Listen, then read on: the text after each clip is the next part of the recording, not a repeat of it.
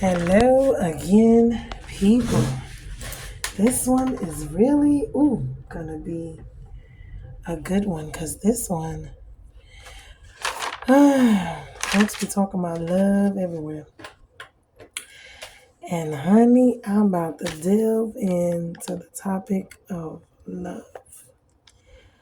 Why? Because I think there's so many definitions and questions, and people, we tend to think we're experts on love, and there's so many different facets of love. So we need to elaborate when we talk about love, because a lot of times when people, because we got love and we got charity, they're similar, not exactly the same, but they're similar. Um, okay, so I'm gonna first start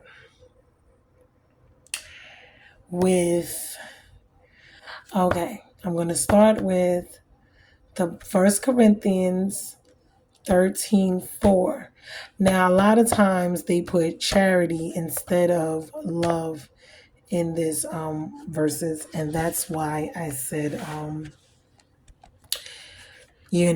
charity, because hold on, let me see, I'm gonna read it.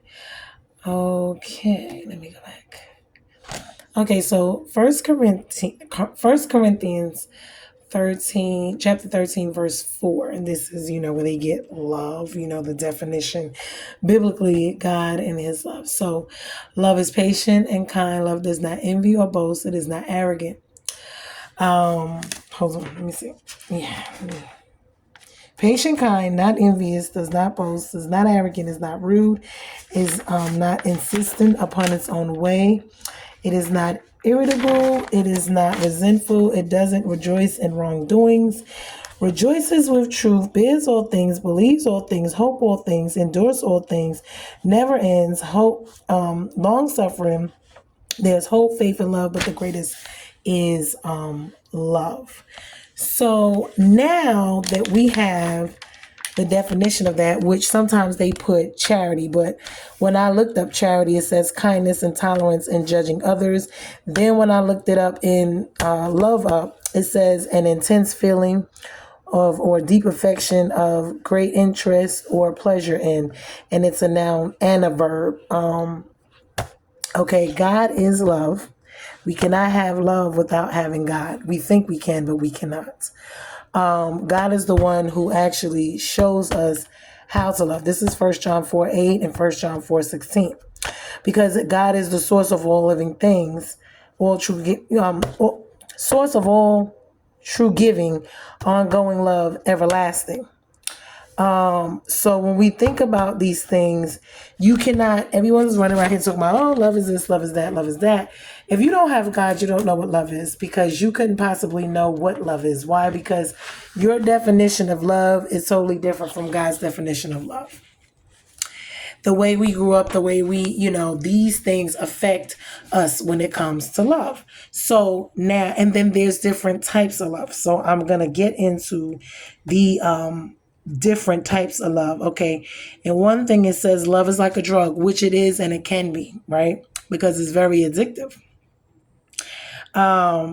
You can't live without it. It's like, it's really, really hard to live without some type of love. There's studies that do it, or if you don't have it, you will fail, or it's like it has a reaction to you.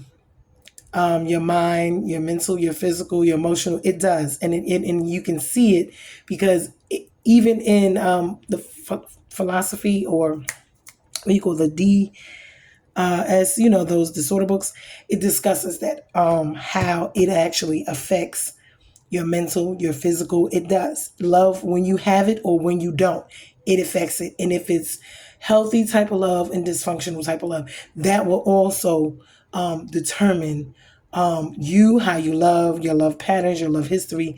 It will determine all of that. And it starts from a child. So anyway, I'm going to get into it. The Greeks call it eros. That's the romantic love. So that's the love between you and your spouse. But then you have filio, which is enjoyment, fondness, friendship. It's not the same as, a romantic partner. So that's a different type of love. Then you have storge, which is the family type of love, your loyalty, your, bonds, connections with your family. And then you have the agape, which is the unconditional love, which is the love that God gives us. So there are different types of love. And God says to us, love him wholeheartedly first, love ourselves, and then love one another. Also, love can be messy, complicated. This is when it comes to the cognitive, the beneficial, triggering, the sensories, the hormones, estrogen, testosterone, dopamine. This is what I mean when I'm talking about that, because it triggers those things. If you have it or if you don't. So, and the type of how much you have and how much you don't. And in different areas of your life, because, we all need love. We all want love, and we want it in the mental. We want it in the physical. We want it in the financial. We want to have love even in our finances, meaning our generosity, the charity part. So it's like when we sit down and we think about love, we can't think about love just, the word love. There's different types of love. There's this different definition, different distinguishes, and how it comes through. So we must break these things down. That's why when everyone's up there, they're talking about all of these things, I get it, I understand, but at the same token, it has to cover all of it, and it has to cover all of it, meaning for each person, that will be something different. How you grew up, how you love, is different in every person. So when we sit here and say we love each other, we know we cannot, unless we have God in it and he's teaching us and he's growing us throughout it. That's why they say a 3-strand cord is not easily broken. Why? Because God has to be in the middle of you too, meaning you and your spouse, you and your child, you and your finances, you and your physical, you and your mental, the way you love and the way love is presented to you in all of these areas. You have to have God in it, because if you do not have God in it, you do not know what you're doing. Everybody thinks they're an expert. They think they know what they're doing. I promise you they do not. This is why it is failing. This is why there's not a lot of love just in itself in this world. And we can look at what goes on in it and tell and show that. Why? Starving people, taking money, having them homeless, doing all these evil, wicked. Yes, because that love does not do those things to you. Okay, when you love someone, you want what's best for them. You don't want to hurt them. You don't want to mistreat them. You don't want to harm them when you love them. But see, when you don't know how to love and you don't know what love really is, then yes, these will be the ways and the things that you will be doing. And this is what I'm talking about. Okay. So now that we done got that out the way, I need to go back on over to love is not resentful. It doesn't rejoice in wrongdoing. It rejoices with truth. It bears all things. It believes all things. It hopes all things. It endures all things. Love never fails, right? So there's hope, faith, and love. But the one we have the most, is the first. It's called love. That's the first virtue. And it is the highest form. Love is also long suffering, which is another thing that we don't really talk about. So when we talk about God's love towards the agape, when we talk about the world and the way that it loves us, the world does not love us the way God does. That's just the bottom line. And we don't know how to love each other the way that God loves. The only way we can truly love each other, and when I say love each other, I'm talking about the agape, unconditional way of love, is through God. And even with that, okay, until he comes back and we're completely finished, because we have to unpack all of the stuff that we learned and we know growing up from our own experiences in this world and in life. We have to do that in order, and God has to show us how to clean our hearts, to clean our minds, to clean our bodies, to clean out everything, our mental, our emotional, our physical. We got to clean it out. Because that's the only way, the pure. So out goes the old, the bad. We got to accept it, acknowledge it, deal with it, work on it, heal from it, build and grow on it. After we release it, the hurt, unforgiveness, forgiveness, the pain, we have to deal with it, because in not dealing with it, you're just leaving it there and you're operating in it.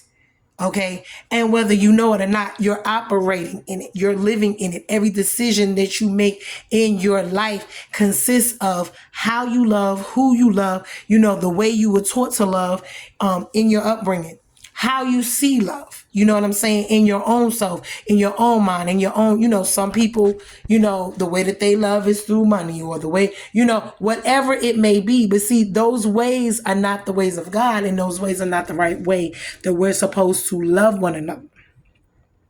And this is why a lot of times it does not work. Sex is not love. Money is not love. Those things are not love. That's not what love is. You see what I'm saying? We can use those things to show someone that we love them, but that's not love. That's not what love is. You see what I'm saying? Because if you think about money in itself, so if your thing about money is, oh, if you have it or if you don't, and that's the only way you love someone, then that's not love. If you think about sex, that's not love either. So we must break these things. If it's looks, no, that's not love, because looks fade. You see what I'm saying? So if you meet somebody and in the beginning they're looking wonderful and all that, and then in the end, no. And then also we go through transition and changes along the way with love, whether it's a love of money, a love of our job, a love of accolades, whatever our heart and mind and desires are for what we love and what we want.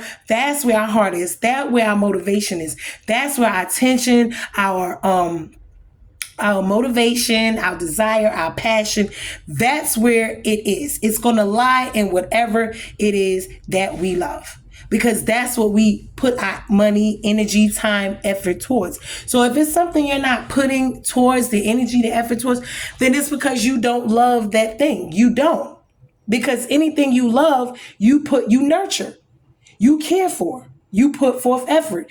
And see, we sit here and we play a lot of games, and the devil is serious and he's real when it comes to these things, because he uses these things in negative ways against us. Like, okay, let's talk about it. Mental. When it comes to our mental, especially when it comes to love, when you have a lot of hurt, trust issues, all of these things, you have to clean yourself out, because anyone coming around you, you're not going to be able to love them. You have to deal with it. And when being that we're never going to be perfect, we're going to have to work with one another in order to figure out a way to unpack our baggage and learn from each other and, help each other grow and, in love with one another. But see, it's never just about one person. It's never a selfish, oh, I must, we. No, it's we. It's us. You see what I'm saying? And most relationships nowadays, I don't care which one they are. It could be your job. Your job is one-sided. Your job don't really care about you. You see what I'm saying? Because you can come in there and bust your butt from sun up to sundown, and if something happens to your family, or if something goes wrong, if you're sick, guess what? The job will get rid of you and replace you. See what I'm saying? So this world is not conformed to love. And this is why a lot of things don't work. This is why you see, and it has a lot to do with the devil, because he doesn't love anybody. He doesn't have no love. He don't have no love for nobody. So when he is out here, doing all he's doing, why? Because he don't want there to be no love anyway. You see what I'm saying? God is love. He hates God, so he don't want no love. And with love comes all the other things that would not be going on in this world. Because if there was love in this world, these things would not be going on. Wars and no. Where is the love? You want to blow up each other. You want to bomb each other. You want to starve each other. You want to hate each other. You want to do evil, wicked things to each other. Where does that come from? It comes from hate. It comes from not love. And there's a very thin line, remember, people, between love and hate. Very thin line. Very, very thin line. And the main thing is because what we want. Most times we love based off what we want, what we need, whatever it is. And that's the real bottom line of it. But that's selfish. It is selfish. Like I said, with the mental situation. You play games with people for money, for whatever. You play this mental game to get whatever it is you want. When it comes to love. You see what I'm saying? Whether it's your job, whatever. You manipulate, you lie, you scheme, you cheat, whatever it is. And in any and every aspect. It could be with your children. It could be with your spouse. It could be with your job. It could be whatever it is. You see what I'm saying? Your physical, your financial, your emotional. It could be anything. But when we start playing these games, it is not good. Because this is where the mental comes in. Folks start becoming, why? Because you can't tell what's real and what's not. That's the psychosis or whatever. You're not understanding. Why? Because people play mind games. People say and do things, they gaslight, they lie, they, you know, one minute they did, next minute the loyalty, the, you know, people just doing what they doing to get what they want. It's not about the other person. It's really not. And that's why it's called witchcraft. That's another way or form of using witchcraft. By deceiving, by lying, by manipulating, by using. You see what I'm saying? By making someone's mind, whether it's a mental or emotional, be at war, at odds, creating confusion within them, within themselves, to not knowing how to love, how to trust, how to, right, because these are things that when they happen to you, you change the way you think, the way you look at it, the way you feel about it. Why? In a different way. So now you may not love your job or love, you know, a person or love whatever. You love it differently now. It changes when things happen to you. You see what I'm saying? So when we sit in here, we're thinking about love, trust and believe. These people out here, and they are, because one is an emotion, and emotions are very fickle, and they change from day to day with people and depending on what's going on around them. So, you know, that's, you can't base it off of just emotion, because one minute you'll be in love with something and then the next minute you won't. Just that simple. You know, so it has to be more than just an emotion. It has to be more than just a feeling, because it's going to take way more than that for you to stick to it, stay with it, and continue on with it. That's it. So we need to figure out what that is for us and how we're going to go about showing. But see, God shows us his way. But as humans, we're flawed. Now with him, we can do all things, but we have to allow him to do the changes and the changes within us. And we have to be willing to do the work with him. Allow him to take the things out, helps us see brand new things and bring the new things in and start implementing them in our life. And it takes time. It's not going to be an overnight situation. Everyone wants the perfect this, the perfect that, the perfect that. Nothing in this world is perfect. And if you're seeking for perfection, you will find yourself alone. You will find yourself frustrated, because nothing is going to be perfect. You're going to have the good. You're going to have the bad. And that's with everything in life. It's never going to be just a one-sided situation. It's not. And we must all get to that point where we understand that and we're able to deal with that. You know, we could sit here and talk about, oh, you know, a lot of people talk about relationships when it's a factor of, you know, the spouses. And my thing is two things. One, you know, a lot of people are married or they're single. So a lot of times when you're single, that's usually the best thing and the best time for you, because you can find out who you are. You can work on yourself. You can work with God to do whatever it is you need to be doing, and you need to be, you know, in your element, working, you know, with God, for God, to figure out who you are and what you're supposed to be doing. And then all these other things come along. A lot of us, you know, most of us, we sinned. We didn't have sex. We didn't. And this is why you're supposed to have one wife. You know, they're supposed to be virgins, when, you know, all of these things that God, the commandments, no fornication, no, because it makes so much sense. It makes so much sense when you do it God's way. But because we all were born into it, we haven't done it that way. So now it becomes much harder for us to get, find, maintain. Why? Because it's a battle already, because we're already not in alignment. So we got all these other things to deal with before we can even deal with this. You see what I'm saying? And dealing with yourself and God and how to move forward. So it's like, it's a lot. It's not that it's not doable. It's going to be a fight. And if it's worth it to you and it's worth the fight, then you will fight. You know, and I speak about fighting because it's easier to walk away than it is to stay and fight.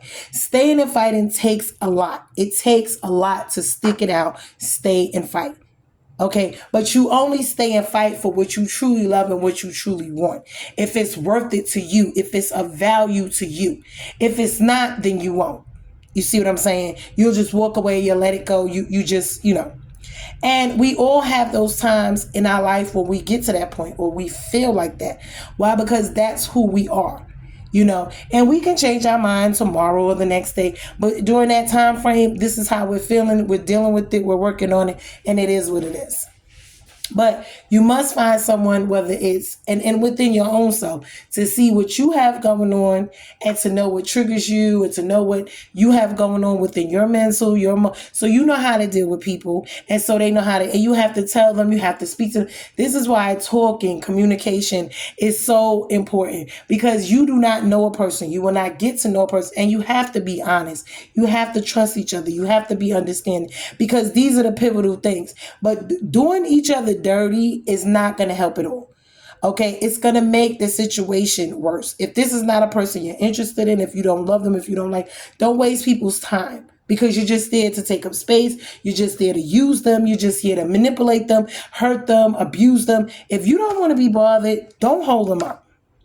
Let them go be with somebody else. Because see, that's the evil, selfish, demonicness in you, the pride, the ego that would allow you to sit around and hold somebody and hold their life hostage when you know you don't really want to be with them like that in the first place. And that's whether it's a job, because you could be at a job just, oh, you just getting a paycheck. This is why finding your purpose and your passion in life and your assignment is so important, because you don't want to be there, and it could be somebody else's blessing to have that job.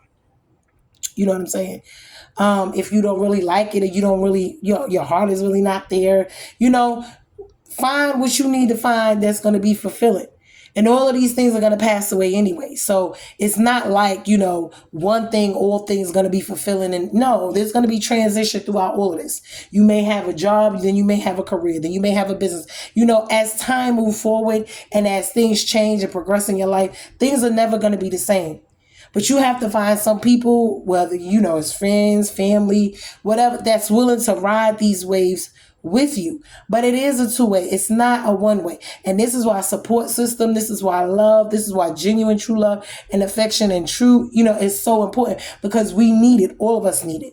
God said it's not good that man should be alone. That it's not. But why would you want to be with people if you know that they don't love you, they don't care about you, they don't have your best interest at heart? You don't want to put yourself out there, because at the same token, God says, guard your heart. Why? Because out of it flows the issues of life. Right. And that's with your mind and your heart. If you're confused, if you don't know, you don't understand, take time out for yourself to do that, because getting around other people, sometimes you have to close off all the noise. You have to get away from everything and sit down and talk with God about who you are, what you're doing, what's going on with you.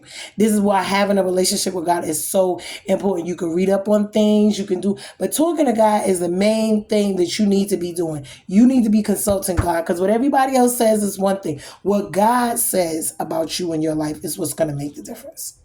That's what's going to make the difference, because it doesn't matter what anybody else says or do. They can look at you like you the worst, and it's all, like I said, it's all in how, we see each other, we perceive each other. They have all of these different things here in life, where we look down on each other. We're not supposed to do any of these things. Race, color, creed, all of these things, they make us against each other. The genders, the this, the that, they do. They bring us up against each other. I mean, even when it comes to being believers and non-believers, you see people, they got gifts, they got this, they got that. Everybody has something of their own, a talent, but we're not supposed to be here envying each other and both, this is what he's talking about, And so these things are very important. And then when we're living the life like this is why there's so much confusion. This is why there's so much turmoil, because we're not living in God's way. We're not living his way that he intentionally intended us to live. And because we rebel and we disobey and we don't want to do it his way, we make life so much harder for ourselves. We do. We really do.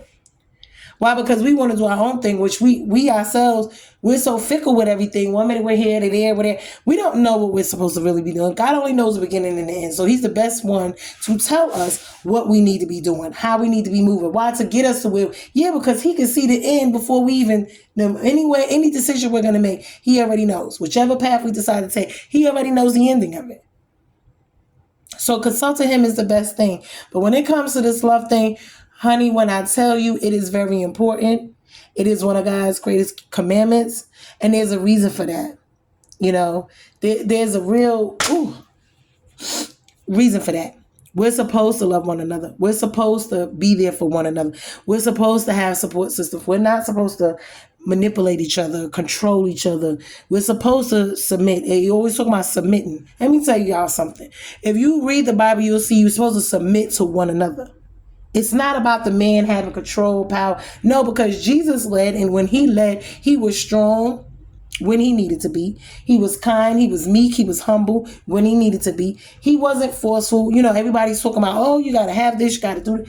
When Jesus came, Jesus never spoke in tongues. He never. It's a lot of things that Jesus didn't do. Now, afterwards, when the Holy Spirit came, yes, but we must understand something. You don't have to hula and fall out in church just to be saved, or it's a lot of things we don't have to do. And when you look at the way Jesus lived his life, he was a regular, ordinary person, but he wasn't. He didn't have to make himself to be this big extra, even though he was. And so we must be careful of that. And he talks about being humble, being meek, and being, you sit in your seat, you're the king, but you have the crown on your head, but you have the responsibility that goes along with that. There's sacrifice, there's mental, emotional, all these things you're going to go through, making decisions, leading your household, leading your kingdom, your palace. Yes, it's a lot of pressures. You have to deal with what you have to do. But a lot of times folks don't want to do that part. You don't get no glory without the sacrifice. There's no crown without the sacrifice.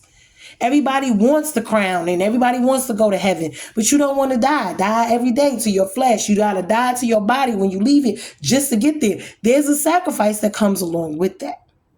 A lot of people don't want to do it. You got to die to your flesh daily to walk with Christ. Why? Because the things we want, or, the things that are not good for us, the things that the flesh enjoys, it's not good for us. But we enjoy them. We want them. Our body yearns for them. Why? Because the humanity in us and the bloodline that say we yearn for these things. So you have to submit your flesh, and you have to love God and know that his love is the greatest and the best. And you have to delight yourself in him. Why? Because it makes, and have the joy and the peace, because that's what's going to make you do it and want to do it. Because anybody can just live for God, but are you living for God wholeheartedly where you're enjoying it? It's not a chore. It's not a task. You're not angry. You're not bitter by doing it. Who wants somebody that loves them doing it out of just it being a job? You want somebody who's going to do it willingly. If you're with them, they willingly do it because they do it not because, they have to, but because they want to, It's not a pulling teeth situation. You know what I'm saying? Like, let's say you're with a spouse or your child or something like that, and you're doing something, and you ask them to do something for you, and they act like they just don't want to do it. They got such an attitude. So, no, God doesn't want that from us. He wants us to be willing, happy, and enjoying serving him.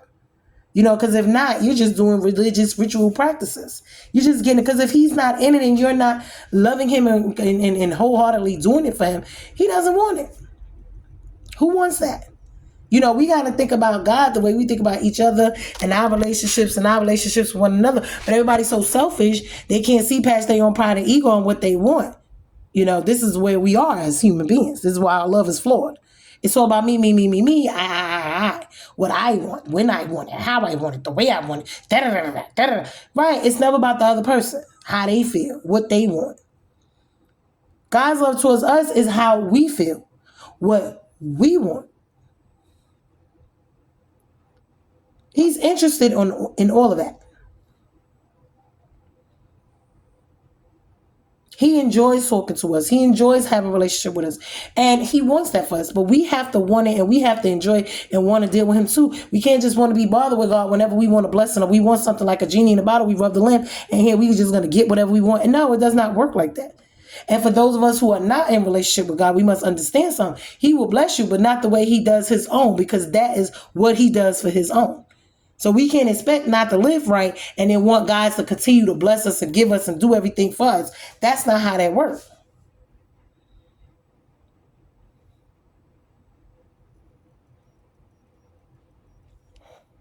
But when we think about ourselves and relationships we're in, we don't want people mistreating us. We don't want people using us, abusing us, playing games with our minds, playing games with our hearts, playing games. No, we call, we text, we want to have a relationship with you. We want you to do the same when it comes to us too. Do we not? Whether it's your job, when it's time to get a raise, we done put in all the work and we want our money. Yeah, appreciate me, love me. Yeah, I'm here doing it. But when we don't get it, we come in, we aggravated. We don't like it. Right. Because they don't appreciate it. When it comes to your spouse, same thing. When it comes to your kids, same thing. Whatever it is you're doing, guess what? You want to be acknowledged. You want to be appreciated. You want to be loved. You want to feel like what you're doing is not in vain. Yes, you don't want to be sitting here working like a elephant and you reaping the harvest of an ant. Who wants to do that? Giving it shall be given back to you. Good measure. Pressed down, shaking again. Together, running over. When it comes to sowing seeds, I was talking about the ground and the seed. Make sure the seed and the ground are both good. Because if you sow a seed into bad ground, guess what? You're not going to get a harvest anyway. So you got to check the seed, meaning you, the seed, your heart, what you're doing, why you're doing it, your motives behind it. And you also must check the ground and make sure that it's good ground. Because everybody you sow into ain't good ground. That's why you don't reap no harvest. You're sowing, but you're not getting nothing. Why? Because the ground is not good. The ground you giving or sowing don't care nothing about you. They don't like you. They don't this. Whether it's the job, they don't value you. Don't stop doing that. Then you wonder why you're not reaping. That's why you're not reaping. Then you sow seeds. Sometimes they're good and sometimes they're bad yourself. You're going to reap them both back yourself. Good and bad, you're going to reap it. And you always get back more than what you gave. Because once the seed itself go on the ground and it sprouts up, that's going to be a whole tree eventually, a whole plant, right? Right. So, and unless the seed goes in there and die, you talk about the sowing, the planter, the choking of the seed and all. Yes, this is what God is talking about. When they choke the seed out, right? When it gets scorched on the top part of the earth, when and the parables. So when you look up what's going on in our lives and you look at what's going on, this is why you have to pay attention to who's in your life, who supports you, who loves you, who genuinely wants to be around you, and who don't. Because it makes a big difference. I promise. I tell you, it makes a big difference. But a lot of times we don't pay attention to the ones that's actually sowing and giving, because a lot of times when we think of things, we think of it in another way. If it ain't financial, folks could be sowing and giving way more than just financial and be a blessing to you. Because if it's your spirit, your mental, and your emotional, and they are pouring into you, honey, you better talk to somebody about that, because a lot of folks don't do that. A lot of folks don't do that. And it is a blessing when someone pours into you mentally and emotionally. It is a blessing when they pour into you physically if you're sick or you have some. Right. That is a blessing. Your blessings are not always going to be financial. And to me, even though I like finances and I like financial stuff, don't get me wrong, but there's a lot more valuable, priceless things than just financial blessings. Somebody could sow a seed of a word into your life that could change your whole outlook on life.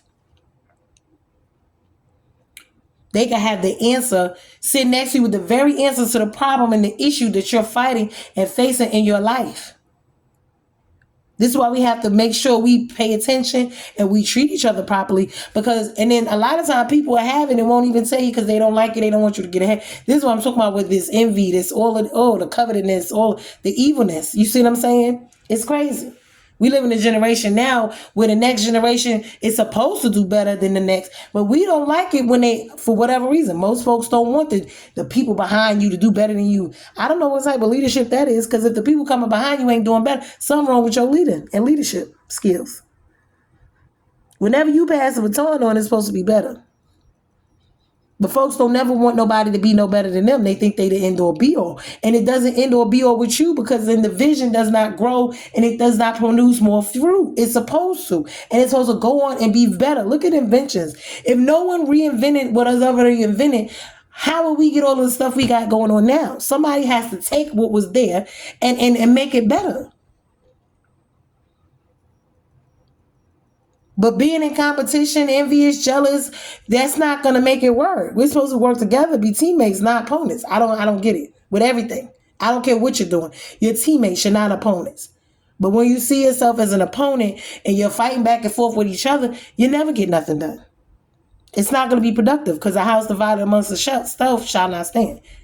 I don't care what aspect of life you're dealing with. You could be dealing with your job and you're not working together there. You could be dealing with your finances. You could be dealing with your mental, your emotional, at home with your family, with your friends. It doesn't matter.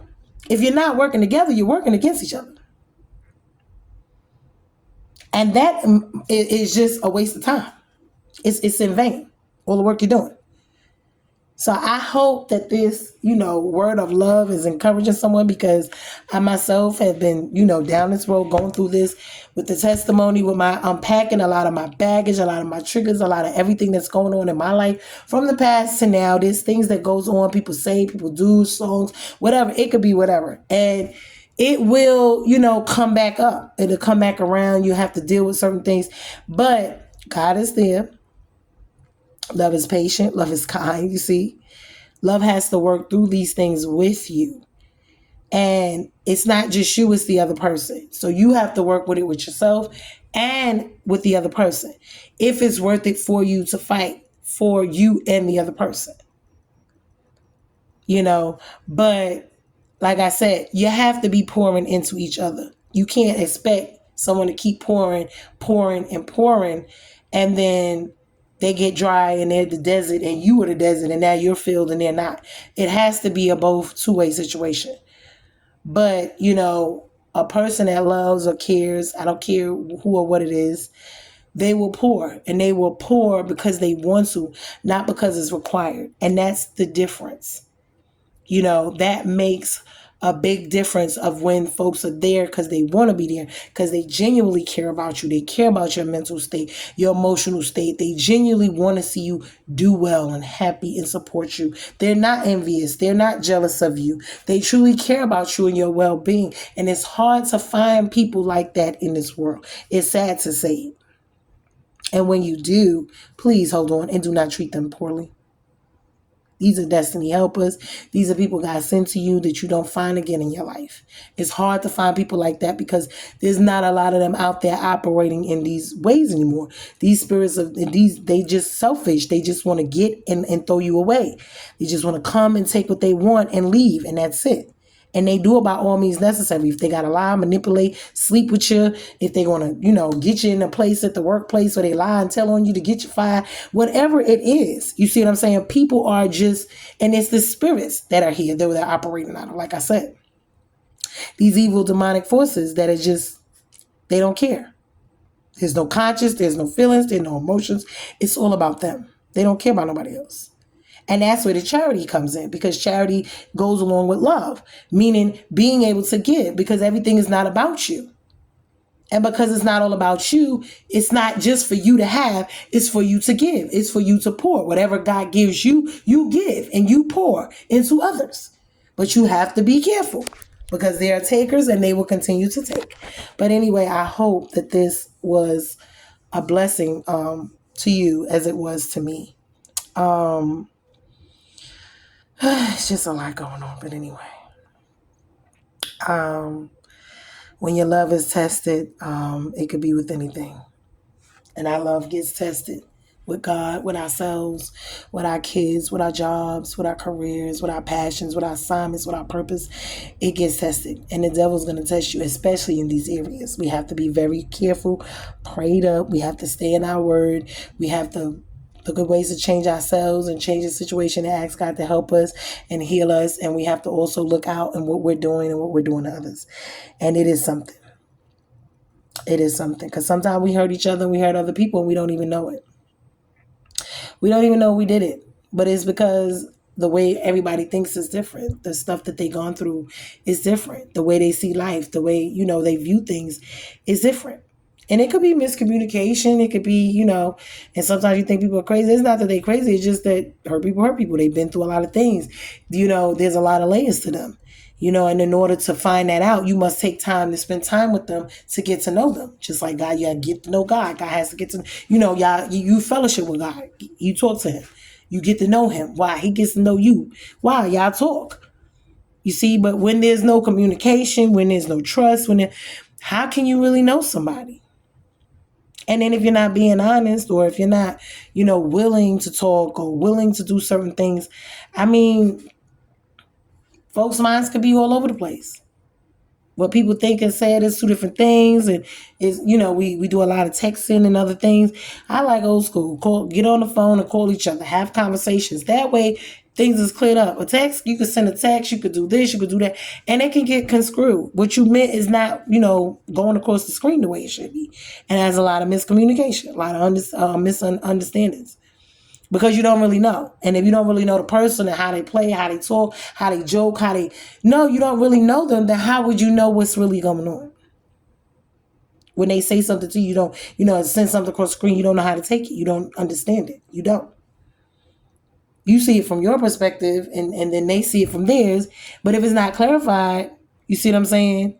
Because communication is conversation, but there's also feedback. So you got to speak to one another, got to allow each other to speak. You got to learn, you got to translate and give feedback. So it's like we have to, with all this technology, but no one's actually sitting down having the old school conversations, the old school dates, the old school, let's sit down and talk. It's text, it's email. We got to do better than that. And that's what our jobs, that's what everything.